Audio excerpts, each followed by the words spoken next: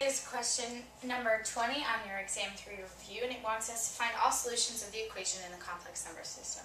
So for A, it gives us x to the 4th is equal to 1. So what we're going to do is add 1 to both sides. So we get x to the 4th is equal to 1.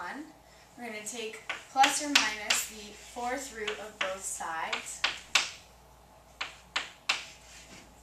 And so you get that x is equal to plus or minus 1. And so we don't have any complex solutions for this O, but we do actually. Because we could have done this and we would have only gotten those two answers. But there's another way that we want to do this actually. So don't do that. What we're going to do first is factor it as if it's a difference of two squares. So that'll give me x squared plus 1, x squared minus 1 is equal to 0. And so now what we're going to do is set each of those equal to 0. So we get x squared is equal to negative 1 and x squared is equal to 1. Now we're going to take plus or minus the square root of both sides. And so here we get that x is equal to plus or minus I, and here we get that x is equal to plus or minus 1. So if we don't factor it first, we're going to lose our I solution. So that's what we want to do for the first step, or for the first question.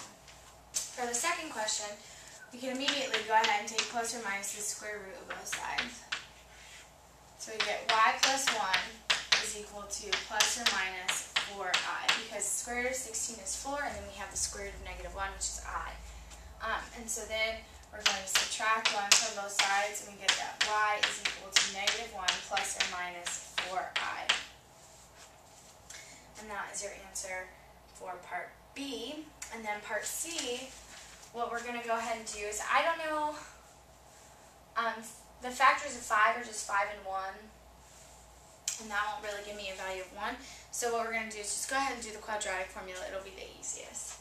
So you get that x is equal to negative b, so negative of negative 1 is 1, plus or minus the square root of b squared minus 4 times our a is 2 times our c is negative 5, all over 2 times a, so 2 times 2.